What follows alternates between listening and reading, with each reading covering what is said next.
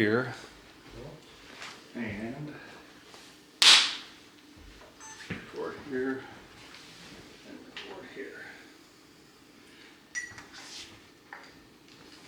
And this microphone's working.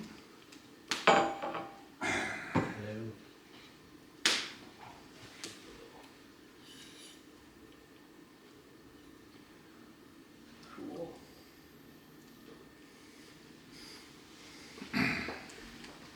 Am I allowed to take a sip of tea at a time, or What's that? am I allowed to take a sip of the tea sometimes? Yeah, for sure. Okay. Yeah, it's all edited. There's, good. there's like no pressure if you need to like take a minute to think about an answer or restate something. Or cough. Yeah, it's totally fine. Pick my nose. So, looks like this guy's working too. Yeah, and I'll have a little tea. Yeah, the bars are moving. The ones in the very end are moving. Cool. Yeah, and I got red lines around both of my cameras, so with red lights on, which means that it's working. Right on. So cheers. Cheers. Can I string this? Yeah. I'm gonna hit it. Cool. Thanks for coming over. Yeah, thanks for inviting me to Petaluma. So Petaluma. Petaluma. All right, and so hello Petaluma, hello America. It's Justin at Seeking Context speaking today with Adam Doti, who is an internet pioneer, executive. Wow. Yeah, I am. I'm old. I did start in the internet a long time ago. Yeah, and also a builder, an artist, and was a major contributor to the Burning Man Empyrean Temple in 2022. So thanks for taking time to talk to me about your experience today. Thanks for visiting me at home. So first off, Adam, can you just tell me a little bit about your life here in Petaluma? Yeah. Well, I'm originally from Chicago. I've been playing around in sort of art and fine art and creative art my entire life. And in '91, decided to leave the Chicago area and go to school in California. So I moved to the San Francisco Bay Area in 1991 and went to art school. And fell backwards into the web and started learning how to code as a fine artist, which was a weird pairing, but it worked for my brain, and it also worked to put food on the table. So that's what I did for most of the 90s, and met my wife Brenda in the mid 90s, and eventually got married, and we moved to Petaluma, and currently I work for a large CRM company in San Francisco, and I am a product designer. Cool. And can you tell me, last year you participated in Burning Man and you got involved in the Empyrean Temple. How did that whole thing come about, and what's your history with Burning Man? Yeah, well, I'll start with my history of Burning Man. In '99 was my first burn, as they say. A good friend of mine, Nathan, who I had worked with at Starbucks, which is what you do when you graduate and get a degree, you go serve coffee. And that's actually where I met my wife. Funny enough, my wife Brenda was Nathan and I's manager, so yes, I married the boss. Nathan, my friend Nathan Day, he had heard about this thing in the desert, and he had gone out there with our friend Tim, and he came back in '98, he had gone and came back raving about it. He was like, I'm gonna drag you all out there in '99. So I went out, my wife did not, my girlfriend at the time, Brenda, she didn't go with me, but I went with some other friends, and I just fell in love immediately with it. I don't think I knew at the time why I was falling in love with it or so enamored with it, but there was something about some sort of, intersection of just radical non-judgment, which later became, radical inclusion, and expression, and a little bit of the lawlessness of it, which I don't think they would like to say that there is that, but a little bit of the freedom of being able to build and sort of be who you are and express yourself in many ways, whether it's what you're wearing or what you're living in, or what you look like. So I just fell in love with it then, and I went back year over year, and eventually talked my then girlfriend, now wife, into coming with me, and then I engaged in 2001, and we got married in 2002 here in the Bay Area. But we had a ceremony right in the front of David Best's Temple of Joy. And I think at the time, I didn't really realize what the temple was or what it would become, right? It was only the second year of the temple, I believe. But so it's always been sort of a curiosity for me over the years. And like I said, at the time, I didn't do it intentionally. It's just when I reached out to the Burning Man organization. Back then, you could just reach out to the Burning Man organization. You could literally pick the phone up and talk to somebody. I said, "Hey, we want to have a ceremony," and they connected us with this gentleman named Father Godspeed. And Father Godspeed, we met him on the playa, and we exchanged a bottle of scotch. And he said, "Do you want the rock and roll wedding, or do you want the traditional wedding?" And we said the rock and roll wedding. And so he said, "I got the perfect place for it. We're going to go out to the temple." After the dust storm parted, we had the ceremony out in the temple, and it was lovely. Yeah, and what was the rock and roll wedding like? How did it go down? It was a collection. The speech. What do you call it? The ceremony, if you will, was stitched together with lyrics from punk rock songs from the late '70s, early '80s. It was awesome. And so we had a bunch of our friends out there, and then when it was over, coincidentally, and this is the way many things happen at Burning Man, when it was over, it's sort of, the crowds parted a little bit, just as this woman, Marissa, who works for the Thunderdome, the Death Guild organization who puts on the Thunderdome, amazing operatic singer, broke out into Ave Maria as the sun was setting. It was like, these are those things, these are those stories you hear about at Burning Man. You can't recreate if you want. It was just sort of happenstance, and it just sort of, it was the most amazing, sort of awesome moment. It's like as your ceremony is ending, Yep. this opera singer starts singing Ave Maria. Yep. And then we hang out there, and then we get on our bikes, and everybody just sort of rode off into the night, into the dust, as you do. Enjoyed the rest of the burn. And you were married. Yep. Exactly. Yeah. And then since then, on and off. I have a 18-year-old son, Parker, who helped out with last year's Empyrean Templar build here in Santa Rosa. He donated some of his time through his high school. They support him donating time. So it was sort of, I think it was, he liked the fact that he was able to tell his classmates that he helped out with Burning Man. I think it sort of made their heads explode. Yeah. And then I have a younger son, Griffin, 15, and an amazing guitarist. Anyway, over the years, I took breaks for life events, like having my sons or change of jobs or moving houses and things like that, but I've been on and off over the years. And I got hooked up with Renzo in 2020, and just sort of rode the COVID play and pause until we built last year. Right. Well, tell me about that. Like, how'd you get interested in Empyrean, and how did it get started when you started helping with the crew? I've always had nervous energy all the way back to when I was a child. So I was always a maker. I drew stuff, or I was an artist, or I was a sculptor, and I always sort of made stuff, right? And as I got older, that manifested into I was doing all my home improvements and stuff like that, right? As a way to get this nervous energy out. And even at Burning Man over the years, I would show up and just sort of be a sort of free agent, and pop around and help anybody that need, with my toolbox or my trailer or my bike, and just sort of help people whenever they needed it. And back in earlier this year, late 21, I think it was, early 22, I reached out to a few friends of mine and I wanted to be part of something a little more meaningful. I wanted to commit to a community, and I wanted to see a thing through to the end, from the beginning, the middle, and the end. I reached out to a friend of mine, Stocky, who's pretty well known and talented builder on the playa and artist in his own right. And he goes, "I got just the project for you." And so he connected me with the temple crew, because a bunch of his friends were working on them, and I showed up for orientation, and then I started showing up building, and I just stuck. They kept me. And I think over the months of the early pre-build, as we call it, I was literally just building, and then I had building pieces of the temple that we would then put on a truck and then send out to the playa, and then we would assemble on the playa.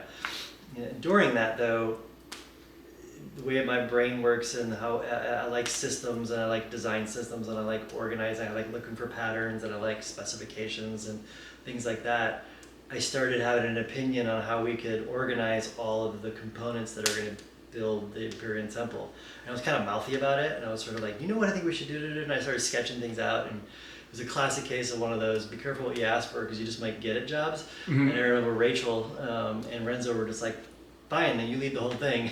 And I was like, great. I stayed up all night long creating all these documents in Sketch and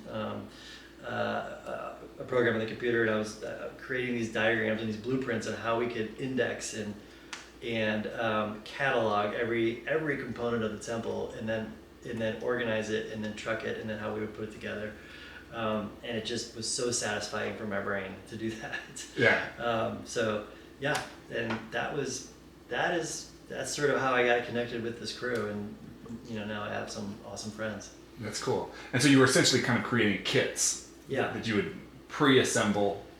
I was doing the best that I can to organize all of these pieces using, I believe what I called it was like a universal panel addressing system, UPAN or something like that. And it was this grid system and around the clock, and those are familiar with Burning Man, like everything's clock oriented, right? Noon and 6 and 3 and 9 and then as you go from the bottom up, and I came up with a system by which we would index all these pieces, and then how we would store them and where we would store them, and the order that they would get attached to the structure.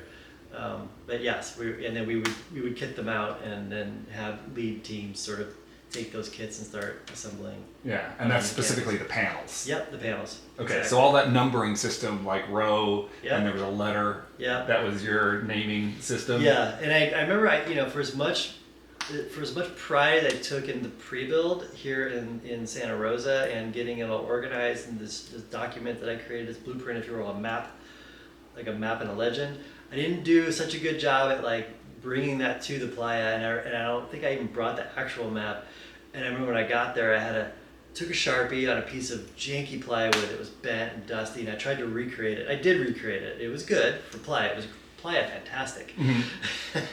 And I remember poor George, one of our amazing lead builders came out, and he was going to take over this work as I had to go work on something else or actually do the playa for a little bit. He couldn't make sense of this thing, and he was like spinning it around and trying to make sense of like where all the panels were and everything. It was pretty funny, but it was he figured it out, and this was one of those cases you just kind of make it work on the playa. Yeah. Yeah, well, and I remember when they took, like when I got to the event, like you had already like laid out a lot of the pieces sort of in the pattern that they were going to go up on the walls. We did. So that was one of the strategies was to take these the canopies were made up of like basically two triangles leaning against each other, side A and a side B. And we had laid the pieces down on the ground that in the position of where they would be like up in the air. And it was funny because they're relatively flat, only a few inches high. And this year, the sandstorms, Burning Man, were the worst that I've ever been in the history of I've ever been to Burning Man. Only back in '99, it was absolutely the worst. And they got buried, and not so bad, but it was just funny seeing that one day they just sort of disappeared. But you can roughly see this lump of like little sand dunes of where they were. So again, George and I and others, we had to go out there and like dust them off and try to find them. And even I worked so hard to address every single panel, we still had like 5 go missing, and nobody knows what happened to them. They went like the Bermuda Triangle of between the pre-build site and then taking them off the truck, and we lined everything up. There were 5 gone. Somehow they just walked. Yeah, and to this day we don't know. To this day we have no idea where they are. Yeah. Hudson was involved in that. We just had to build new panels out there. Or Hudson had to build them from like literally like squinting one eye and holding the thumb up and trying to match the pattern. Yeah, we didn't even have one of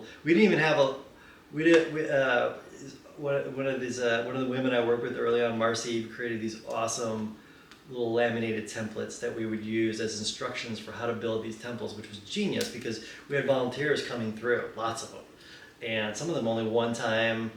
Or they would have to go large breaks so these little laminated sheets were like little instructions on how to put these panels together. And we only had like only half of those you know, we don't know what happened to the other half, but we figured it out, you know. Yeah. Well, that seems like that would have been nice because I wasn't here for the pre-build. Yeah. But, the Oh yeah, you would templates- have enjoyed if we had these little instruction sheets, if you were helping mend some panels.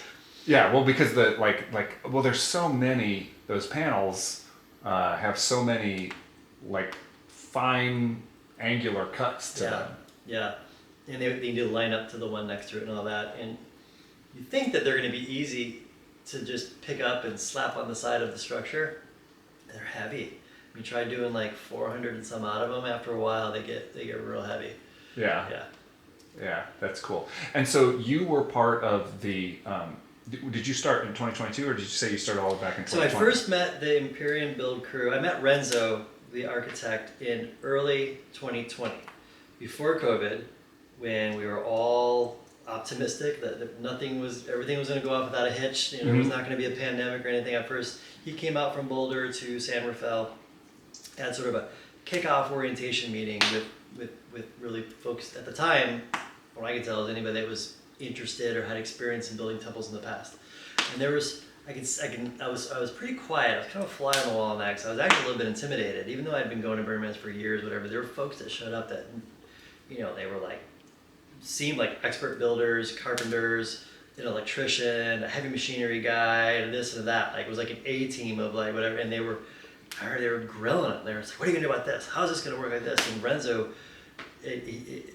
extremely talented, just didn't bat an eye and answered all the questions and had a plan for everything, and it was kind of neat, right? And then you know, that orientation wrapped up, everybody went their separate ways, and then the pandemic hit and sort of slowed things down, and I was busy with work and family, and it wasn't until late 2021 when I was like, you know, what happened to that project? And I knew Burning Man hadn't happened because I kept waiting for the tickets to open up and all that, so I just reached back out to Renzo and the team on the Facebook group and just showed up for when they it was good timing because right when I was thinking about whatever happened to that, they had sort of rebooted the build after they had received some sort of, I believe like a confident green light that Burning Man was going to happen. The pre-build kicked back into gear for 2022. 2022, yeah. So you about didn't a year and a half went by and I wasn't, yeah. Okay, so you weren't part of the. You didn't help build the things, the Correct. structures that are out at Paradise Right, I Ranch. did not help build any of those, yeah. Okay. Yeah. Those are extremely useful though because when I rolled in, I'm a designer. I build prototypes for everything that I do.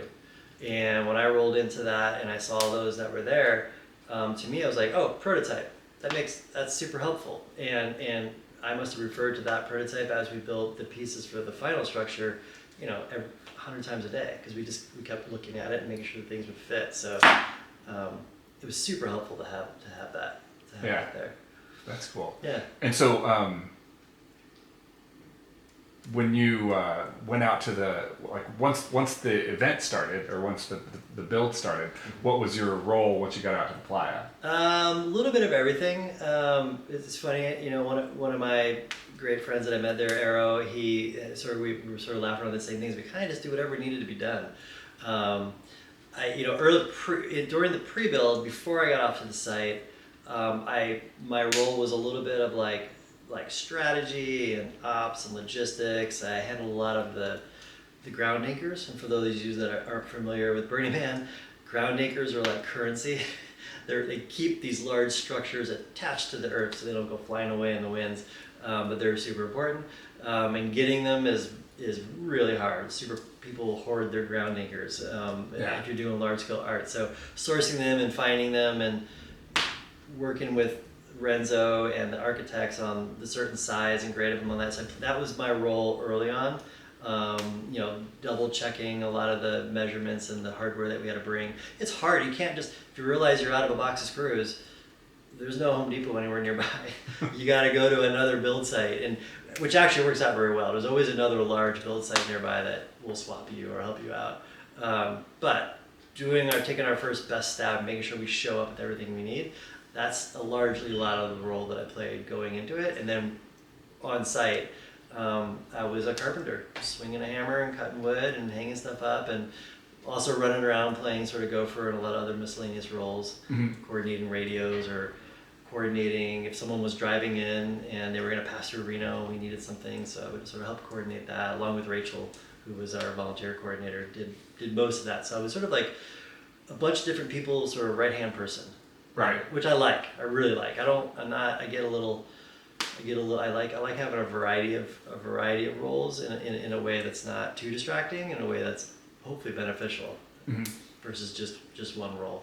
Right. Right. So how do those ground anchors work? I'm just like, as you described that, I'm like, how do you hold this giant structure to the ground? Yeah, they're giant screws. Well, the ones we had, there's a couple of different types of ground anchors. The ones we had were basically giant screws. They're anywhere from, I think the smallest one we put in the ground was 18 inches, and the largest one we put in the ground was 4 feet tall.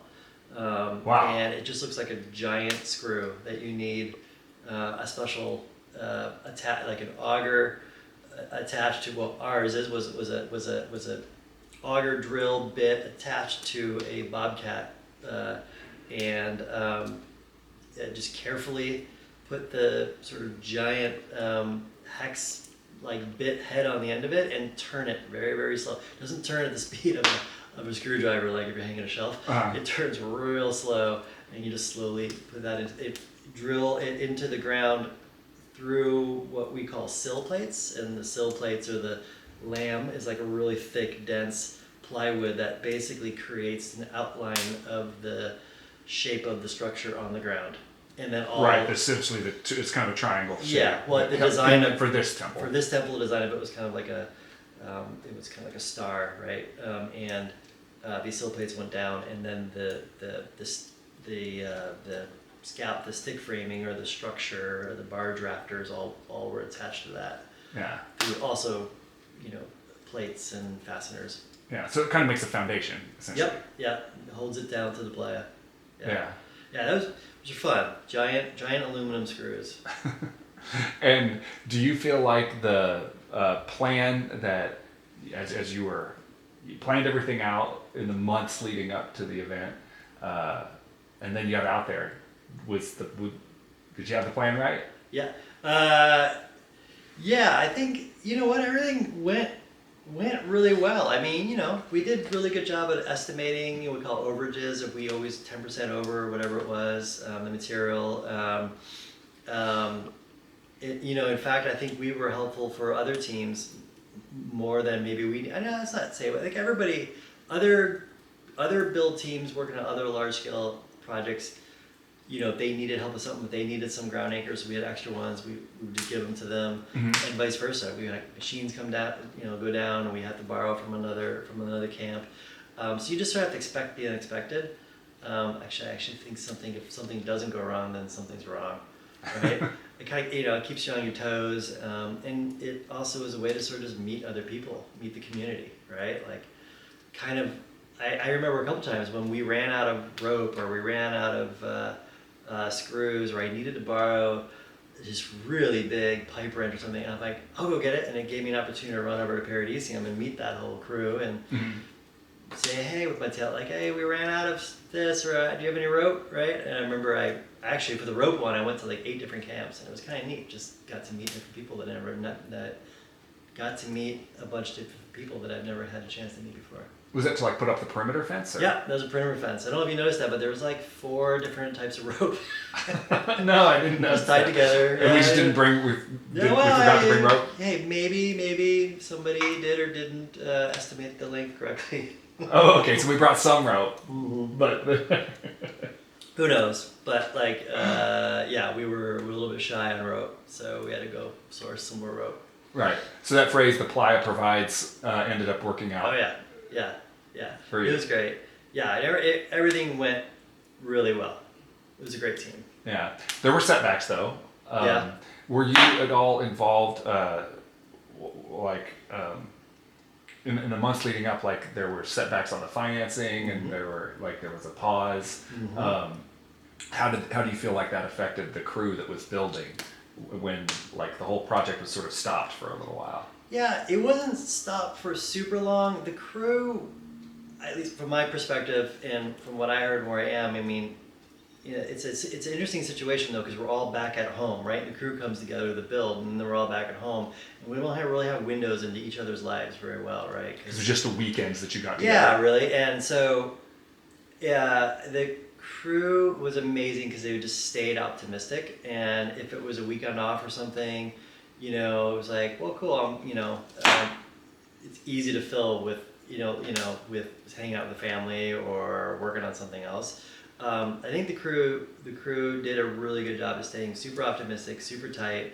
And we weren't set back for all that long. I think we only paused for a week or two, Right. if I remember correctly.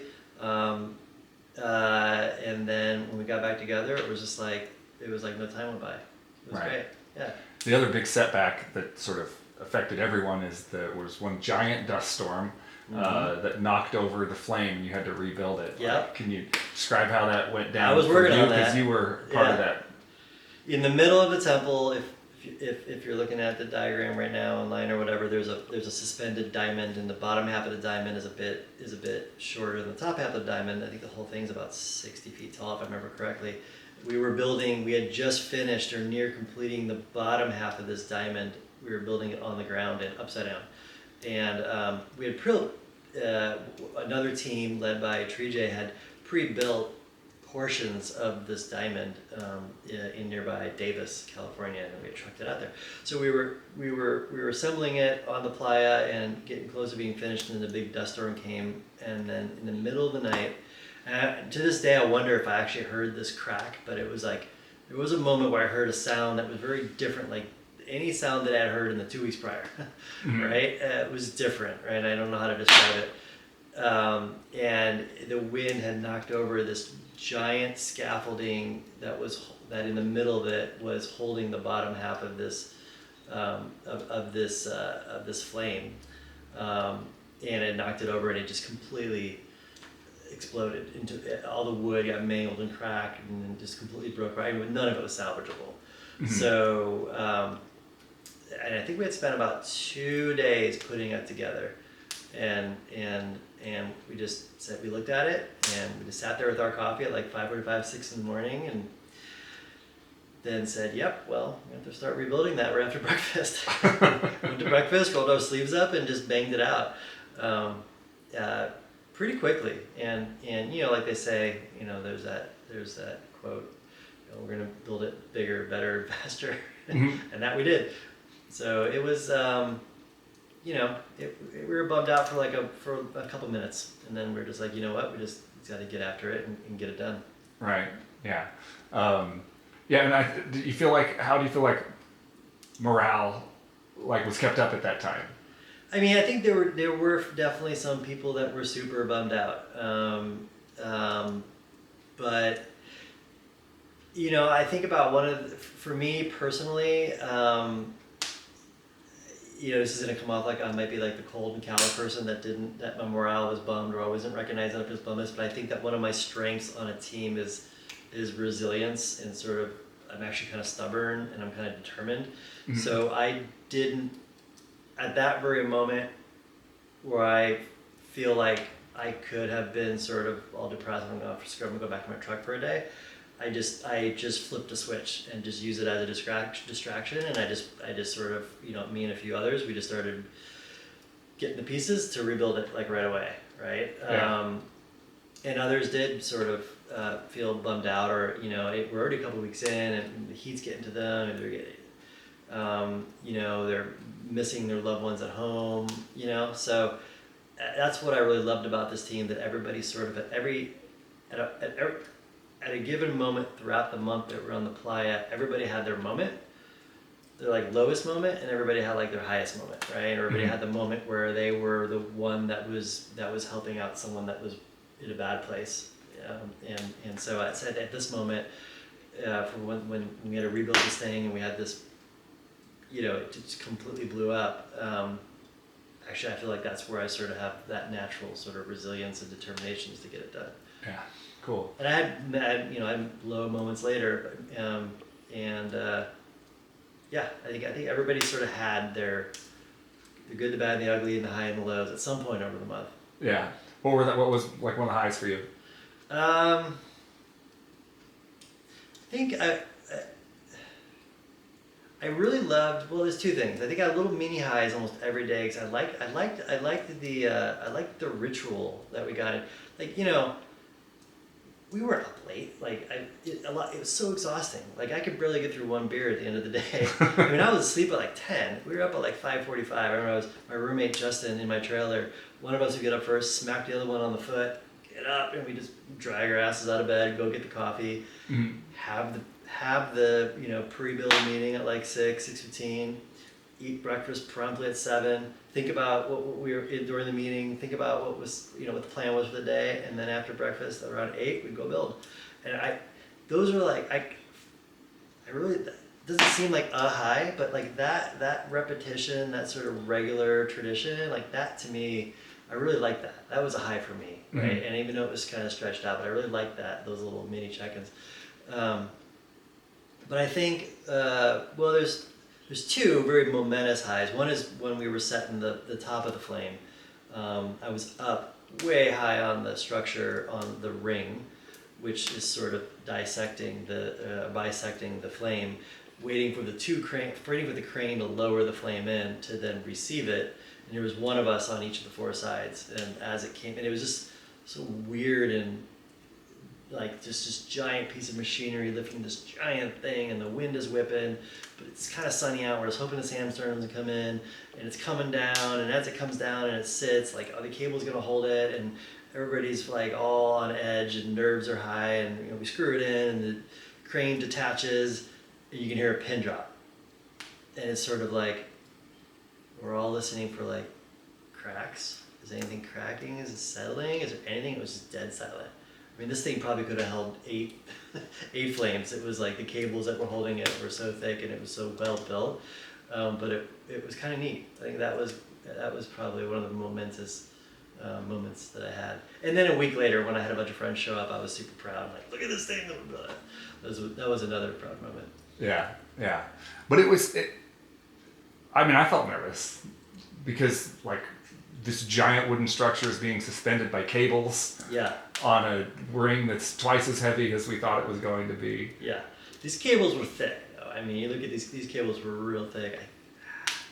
I don't know if they were like an inch through, but they really were thick. Sort of like not Golden Gate Bridge thick, but they were. I know they were so thick because the poor team that had to like manipulate them and create these little eyelets and sort of bend them into shape. It took like there were like two people wrestling one end of it down and another one trying to clamp it down, and they were at times it was comical, but they probably wouldn't appreciate seeing me laughing at them, but they were really heavy and really beefy. I knew it wasn't going anywhere. You still, when they set that flame, just the whole place, even the heavy machinery and everything, just got like, you can hear a pin drop as everybody was waiting to kind of see what would happen. Yeah. Which was also kind of nerving because there's four of us up there, and as they let go, we like by design we had to kind of stay there to see if because if it would move, we were the ones with the eyes on the ball, sort of like looking for it to see if it would shift off of the bottom flame or what would happen.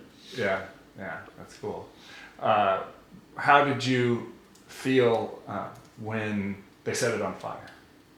I have a very weird relationship with the temple, as I sort of alluded to before. Like, I neither love it or hate it. Like, I'm just sort of, I think I'm starting to figure out what my role is year over year with the temple and what I want it to be. And I know that I have an endless energy. And all of my friends are laughing right now if they're hearing this because they know this about me. Like, I'll just keep going, and I will never stop. And to the point where, like, I won't take care of myself or I won't eat, but I do, right? They don't think I do. And I know that I have a lot of energy, and I absorb like a sponge. I'll absorb or I'll do stuff in service of others to help others. It's almost a way, maybe it's a way for me to just distract from what I need. Right? I mean, I'm not ready for that yet, right? And I'd rather just do things in service for others as I try to figure out what I need, what my role is, or what the temple even means to me, right? And so, I think, so I'm a little bit, like, the jury's a little bit out on that. I know it sounds like much of a non-answer, but when it was burning, I don't know if it's just because I've seen so many burn, or I expected it to happen, right? Like I've seen a dozen temples burn, right? And I think the first couple times, I was sort of like, holy shit, that's a big fire. You know what I mean? Or whoa. And I'm looking around at other people, and I'm like, well, we've been seeing how they're reacting, and some are crying, some are laughing, some are just kind of in shock. And so it was a little bit all of that, right? And maybe all that clashed with each other in that moment. But I was at peace. I was absolutely at peace.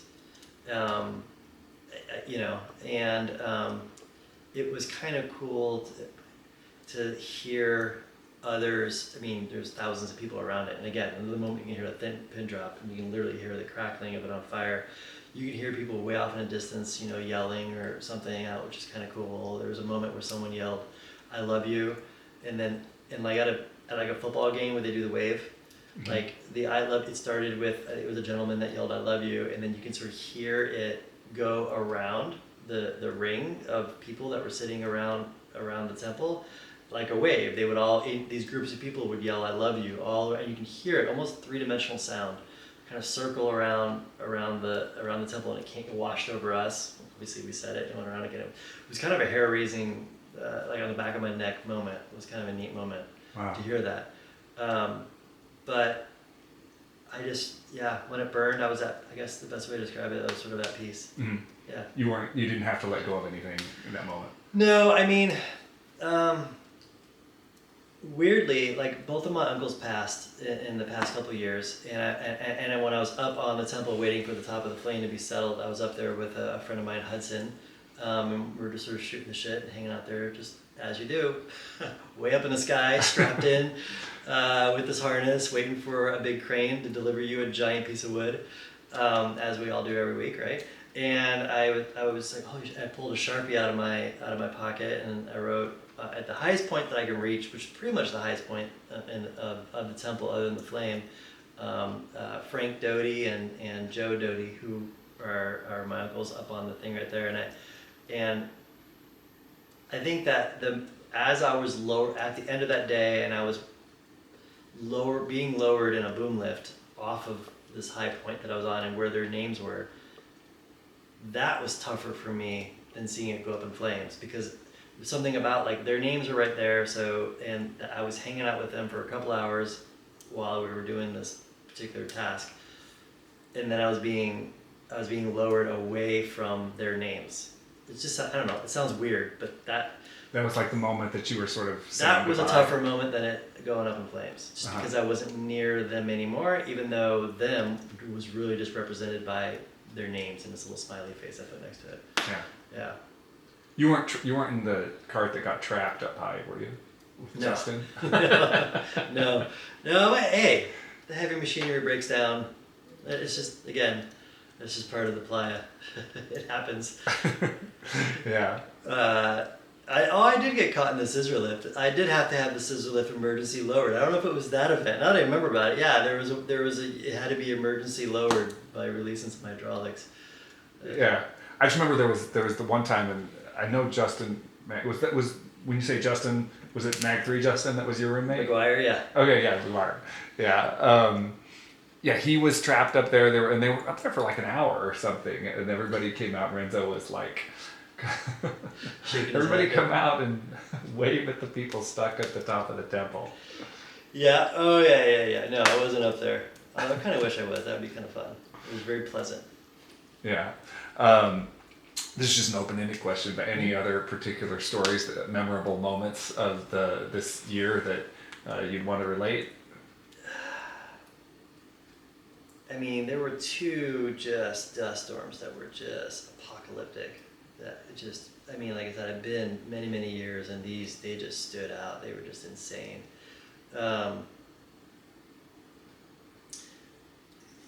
You know, some of the fun moments for me, again, like, is the community. And so I like a couple of the days, if we got off working early, or we just wanted to get the wiggles out, as my wife used to say to my son, is, we'd get cleaned up, and after dinner we would get in the truck and we'd go into center camp of Burning Man, which was, felt like miles away. And we would, we'd hang out with Heat or some of the other orgs that were, had fire barrels and just having a couple beers and just hanging out. I really liked that. It really stood out to me for some reason. There's something kind of fun about driving over the playa in a truck, straight as an arrow, right? Going somewhere. I gotta run an errand. We'll be back later. So that I really loved. We felt so separate from the rest of Black Rock City out where we were, especially in the early days. Mm-hmm. So it was just kind of fun and kind of scary, kind of lonely at times, but not, right? And then being able to kind of go after work, get cleaned up, put on your nice-ish shirt, dust off your shoes, and kind of go into town. Yeah. And see what's up. That was pretty memorable, and kind of seeing it build around you, right, over the weeks while we were there. Mm-hmm. That was super fun. That was super nice as well. But just the little moments, again, just like kind of hanging out at camp with our own little burn barrel that Nonstop Simon set up, and having others come to us, right? Like seeing us way off in the distance and curious other builder onlookers making the trek out to us and hanging out with them and talking about it, and then they move on to the next thing. That's cool. Yeah. Any thoughts on what was it like working with Renzo Verbeek? I learned the 6 months, I would say, that I was actively playing a role in the pre-build and during the build. I probably learned more in that 6 months than I've learned at any point in any year of my life. I've learned so much, and construction and logistics and carpentry skills and heavy machinery operation skills. I got certified on how to operate a scissor lift and a boom lift and all these things. I just learned so much, and there was so much respect but also discipline in the team. I mean, it's a dangerous environment, right? You're dealing with heavy machinery and lumber over your head and heat and dust, and accidents could happen at any time, right? And so I got barked at many times for forgetting my helmet or my hard hat, right? Mm-hmm. Or I was doing something that was unsafe or the wrong way or whatever, and it's like I didn't mind it at all, right? I didn't get upset, I didn't cry, I didn't bark back at anybody. It's like it was a very respectful sort of teachable moment, as they say, right? And not only Renzo, but others others on the build team that who either have professional carpentry backgrounds or just what do you call it? Just sort of unofficial professionals, if you will, right? Like laymen like me, right? That have just been skilled, that honed their skills over the years, right? Building. I learn from them every day. Just the right way of using a tool, the right way of assembling something. So, yeah, I was just the amount of respect I have for him and the team that they assembled. I don't know. It's huge. I really appreciate it. Them taking the time to teach me. During the build phases. Yeah, it felt like a community. It did. Yeah, it was great. It was definitely sort of a when something needed to be done, like hands went up, like I'll do that, or I'll get this or whatever, and whenever we needed to course correct or something, Pete, the construction manager, and Renzo, felt like something needed to be changed or wasn't safe, or we needed to do something differently, it would have taken longer. It's going to take another day. I mean, nobody blinked. It was like, okay, cool. That's what it's going to take. Yeah. Cool. Yeah. I might have run out of questions. Yeah, I'm trying I guess any big lessons learned from this year, or advice you'd have for somebody that might want to participate in a build? I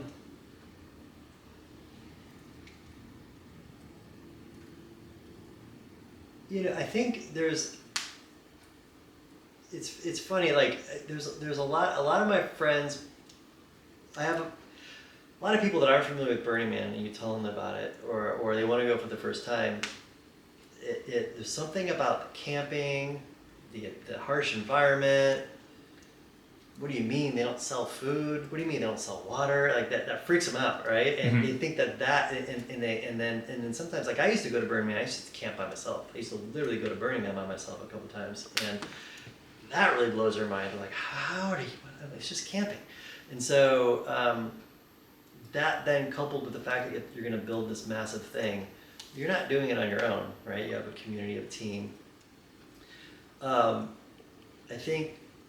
guess what I'm trying to say is that the humans, we all are capable of insane things that you can do. And if you're even remotely thinking about, going to Burning Man or going to Playa or helping out with a local build or your local burn community or hooking up with a local artist, but you're worried about the camping aspect of it, you're worried about the heat aspect of it, or you're worried about the wind or the dust or the sun or whatever, those are all going to be adversary, but you're gonna do fantastic, and you're gonna come out of it kind of a different person, but in a good way. Mm-hmm. It felt rewarding. Yeah, extremely rewarding. I have this. My wife makes fun of me. It's like she can tell. Like I get this sort of nervous energy starts to build up, and like whether I need to go mountain biking, whether I need to go mountain climbing, or whether I need to go to Burning Man. This is one of the most healthy ways that I sort of can get it out, and also feel like I'm funneling it into something that's doing good. Yeah. So you probably got out quite a bit of energy on this particular build. I did, and back to your question around like what were you thinking when it burned down? I was just like, cool. How many days until the next one starts? Like I could have stayed for another 3 weeks and started building. You're ready to go back. I'm ready to go back. I mean, I'm mentally already back. Yeah. Cool. I'm ready to start building something. That's great. Yeah. Cool. Well, thanks so much for talking with me today, and thanks for your leadership and for building a beautiful temple. Thanks for having me, and thanks for telling this story. Yeah, I'll try to do my best. Cool. Cheers. Cheers. This is great. That was a good closing. I'm trying to think if there's anything. I think there's anything that really stands out. It's kind of funny. The porta potty trailer almost tipped over. That never actually happened. There's a lot of drama with heat and a lot of those guys, but you don't want to tell that. We don't need to get nobody in trouble. Right. Well, we had to work things out. Yeah, we worked things out.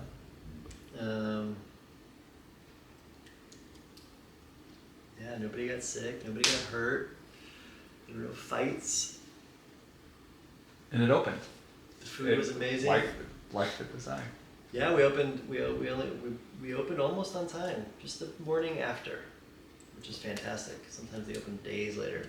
Yeah, and that's with a major piece of it having to be completely all of the completely stuff rebuilt. Yeah. Acquired and rebuilt.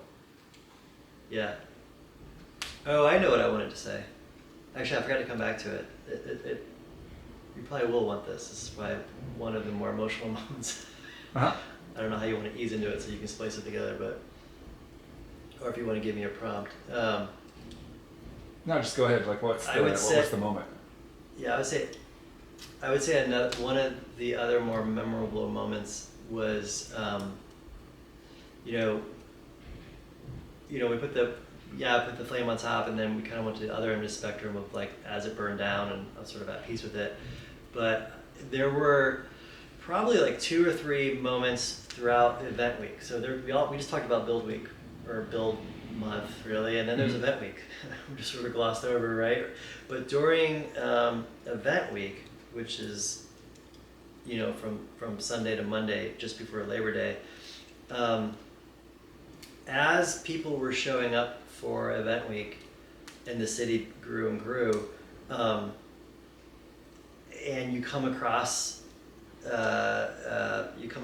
people, community members, residents of Black Rock City, if you will, that somehow know who you are or the role you played in the temple.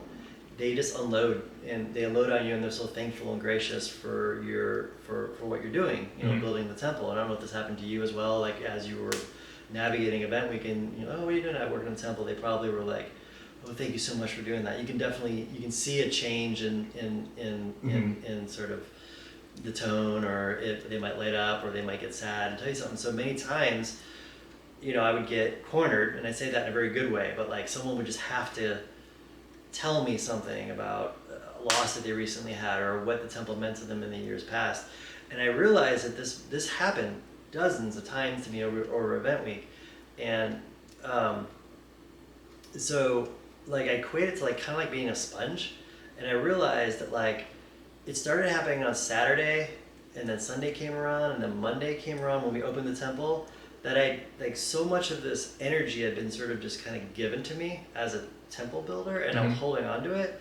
I think it was like late on on Monday night, or it might have been Tuesday morning. I was kind of in there by myself, and I just started crying. I just literally dropped to the ground and sobbed, like for 5 minutes.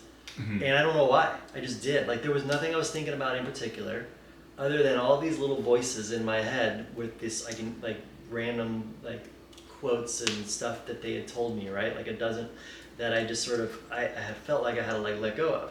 And then all of a sudden it passed. And then like the sponge was empty. And I was like, well, I am kind of hungry.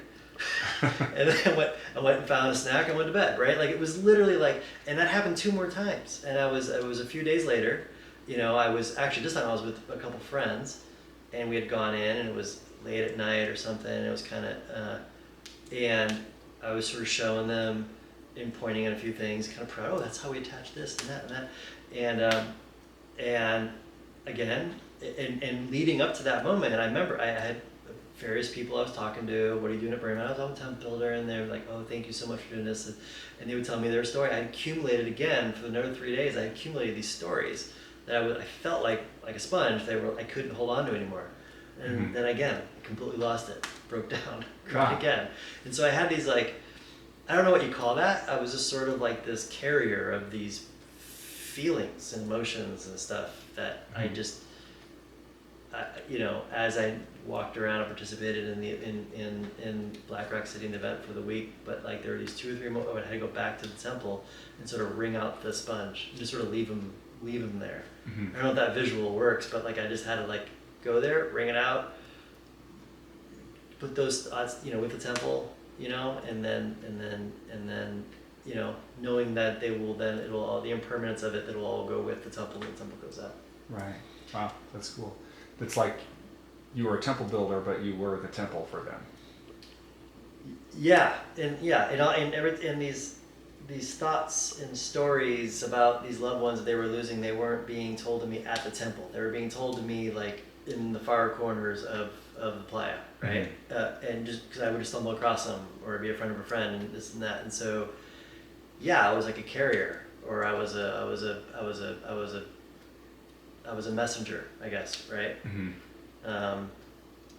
But I can sort of feel it over the days and by no means was any of this intentional. I'm like, oh, this is what I need to do, but maybe next time it is, we'll know what I need. Like I just sort of became more and more like heavy with this, and I also got a little more like mood swingy, I get grumpy quick, or I get sad quick, or whatever. And I think it had something to do with the fact I felt like I was holding on to this.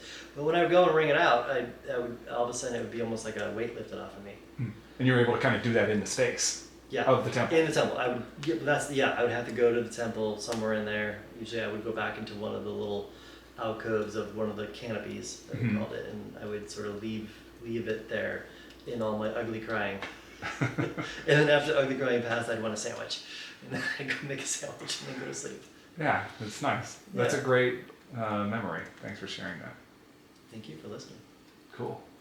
All right. Yeah, I think that's good. That's awesome. That is a good story. I will definitely use that. You ringed me out. Yeah. Yeah, although I can't wait till we start. We're in this weird awkward phase right now where I think everybody's trying to figure out what their job is, what they're going to do. They want their antsy. They want to start building. I think everybody's sponge is full right now, right? All the build, like George's sponge is full. I know for sure. He wants to start. He's participating this year? Well, everybody doesn't know. I mean, everybody wants to participate, right? Everybody wants to volunteer. Everybody wants to build. Everybody's like, oh, am I going to have the time? And my family going to like put up with it? Am I going to be able to travel to wherever the build site is? Like, what is my role going to? So it's just, it's sort of this sort of anticipation energy that's building up right now. Yeah. It's weird how it's February and like, man, Burning Man's soon. Yeah. Yeah. When you're building things, it comes quick. And when you're at Target, just shopping for your family, I remember for years early on, Brenda and I was hysterical because we walk up and down the alley of wherever we were shopping, and you just look at something and like, oh, you know what? That thing, that'd be good at Burning Man. That'd be good on the playa. Like, you just have a different way of looking at stuff. Like, Mhm. it's watertight or it's airtight or it's this or it's that. Like, literally everything we bought for our house or what we would wear from, like, 2000, in the early 2000s was just like, it was a quick, how much is it? Oh, that'd be good for Burning Man. Many people listening right now know exactly what I'm talking about. You just buy this and then maybe you would just stick it right in your Tupperware bin and you would wait for it, or it'd be something dual purpose at your house and for Burning Man. Yeah, it's interesting how your like knowledge of what you need out there evolves over years. Yeah. Right? Yeah. You get better and better. Yeah. And you're like, I need a swamp cooler and an Yeah. air conditioner. Yeah. Because a swamp cooler won't take as much energy. Exactly. Or this cup. I'm like, that is a good cup. That's good. That's not good for Burning Man. Well, why? Well, the lid's not attached and there's no handle on it. Like, well, how you gonna hook it to your gear belt? Yeah. All you name it. All sorts of things. Like, Or illuminated things, you see something like, oh, that'd that's be a great good for one. my bike. That's a good one. Or that'd be great for my camp, like ambiance. Costumes is another good one. It's like, like, oh, you buying that for kid? No, I'm buying that for me. Let's go into the playa. that furry thing that's moop friendly, that is going to the playa. All those L lights, those are all going to the playa. That's good for Burning Man. Yeah. And that's kind of what makes it, right? Like the fact that everyone's doing that throughout the year. Yeah. When you get out there, it makes the energy is great. And Yep. you see the love that people put into the community, I guess. Yep. Yeah. It's funny. Target and Home Depot, Burning Man, And thrift stores. thrift stores. Yeah. Yeah, it's funny. I'm looking at my kitchen right now from where I'm sitting, and I'm like, oh yeah, that'd be good at the burn. That would survive. That would make coffee real good. People would enjoy that. That thing right there, that's good for burn. Yeah, it's easy to wash off. It's heavy. It's not gonna get blown away. That's good for the burn. Yeah. Cool. Well, thanks, Adam. Yeah. This is Thank you, great. Justin. Cool. Cool.